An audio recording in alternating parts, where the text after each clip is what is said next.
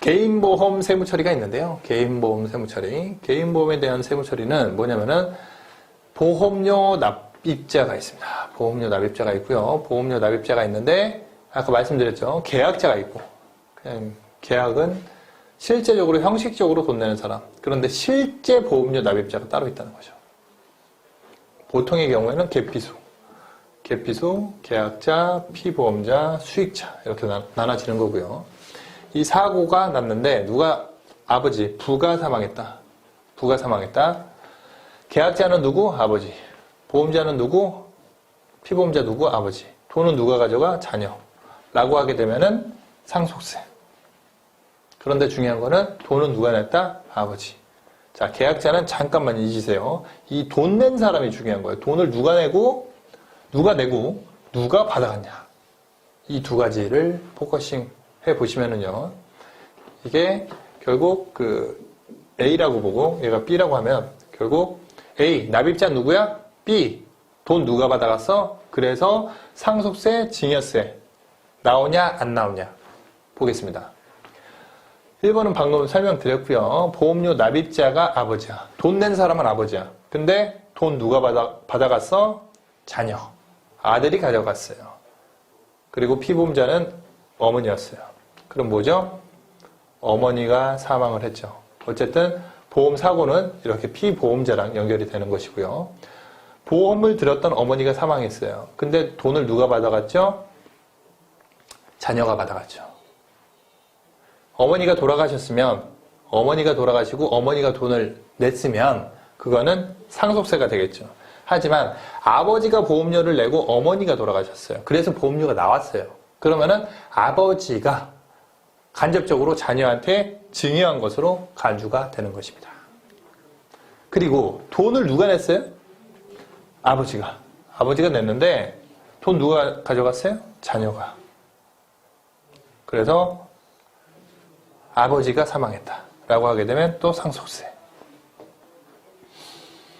그리고 이 중간에 보시면은 1번과 3번의 경우에는 납입자 아버지, 그 다음에 수익자 자녀. 똑같이 사고는 아버지가 사망했을 때에 똑같이 상속세인데 중간에 차이가 뭐냐면은 피보험자도 똑같지만은 보험 계약자가 중요하지 않다는 거죠. 아버지가 보험 계약자이든 자녀가 보험 계약자이든 실제 납부를 누가 했느냐가 중요하다는 거죠. 그리고 자녀, 보험을 누가 냈죠? 보험료를 자녀가 냈어요. 그리고 돈 누가 받아갔죠? 자녀가 냈어요. 그리고 피보험자, 사고 대상자는 부모가 돌아가셨어요. 사고가 났어요. 그러면 뭐다? 과세가 안 된다. 뭐냐면은 자녀가 돈을 월 500만 원씩 내고 보험금을 타갔다라고 하게 되면은 부모님이 사망하신다 하더라도 과세가 안 된다라고 보실 수가 있겠습니다.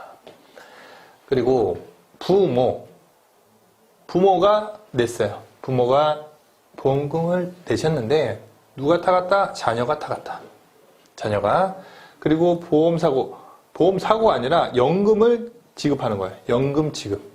상품 중에서 일시로 보험금을 타갈 수도 있지만 연금 지급으로 받아갈 수도 있죠. 그럼 어쨌든 이 연금이라는 자산 자체가 부모가 돈을 냈는데 자녀가 타간 거예요. 연금을. 자산을 대신 내준 거죠. 그건 증여세. 그리고 6번째는 돈은 자녀가 냈는데 또 수익자가 자녀야. 그런데 별표가 쳐져 있죠. 별표가 납입자. 보험계약상 보험 불입자는 자녀이나 사실상 부모로부터 증여받은 재산으로 보험료를 납입했다. 부모님이 1억을 현금으로 줬어요. 그 현금 받은 걸로 보험료를 납입했다. 그러면 실제적으로 누가 보험 납입자죠? 부모님이 준 재산으로 납입을 한 것이기 때문에 그 부분으로 자녀가 납입은 했으나 부모님이 납입한 걸로 보고 돈은 자녀가 받은 것으로 봐서 증여세가 나온다는 거죠. 마찬가지로 자녀가 보험 납입을 했어. 근데 그 돈은 아버지가 붙여줬어.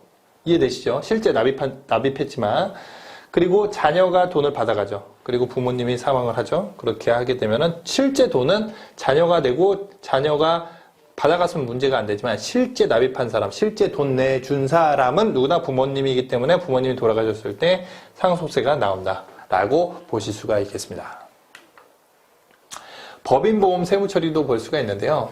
109페이지입니다. 109페이지. 109페이지에 보험 납입자가 있는데 보험 납입자가 똑같이 계약자가 중요한 게 아니라 이 납입자가 중요합니다. 근데 법인의 경우에는 납입자나 계약자나 보험을 법인에서 들었는데 대표자가 내주는 경우는 많지는 않죠. 법인에 돈을 빌려줄 수는 있겠지만 그런 경우 보험 납입자와 계약자는 동일하다고 보게 되면 보험을 들었어요. 납입자. 이제는 똑같은 얘기가 계약자라고 표현하게 합시다. 그러면은 계약자가 법인인데 돈을 법인이 받아갔어. 그리고 임원이 사망했어. 하게 되면은 똑같아요. 만기 환급금 상당액은 자산처리, 기타는 손비처리하자. 임직원은 해당이 없다. 또 보험료 납입자. 보험료 납입자, 계약자는 법인인데 수익자는 임원이다. 하게 되면은 법인과 임원이 사망했죠? 그러면은 똑같이 법인은 자산처리, 비용처리 다 똑같습니다. 하지만 임직원이 돈은 법인에서 내줬는데 그 돈에 대해서 과실은 임원이 가져갔죠. 그러면 상여. 법인이 내고 1번 법인이 내고 법인이 받아갔다. 없어요. 그냥 자산처리, 비용처리 끝. 두 번째는 보험 계약은 법인이 했지만 수익은 임원이 받아갔다. 상여. 보험금은 법인이 냈는데 또 법인이 받아갔다. 그리고 직원이 사망했다. 하게 되면 자기가 내고 자기가 받아온 거죠. 네 번째는 법인이 돈을 내고 직원이 받아왔어요. 그리고 직원 사망했어요. 그러면 직원의 상여. 직원이든 임원이든 상여 처리가 된다라고 보시면 되겠습니다.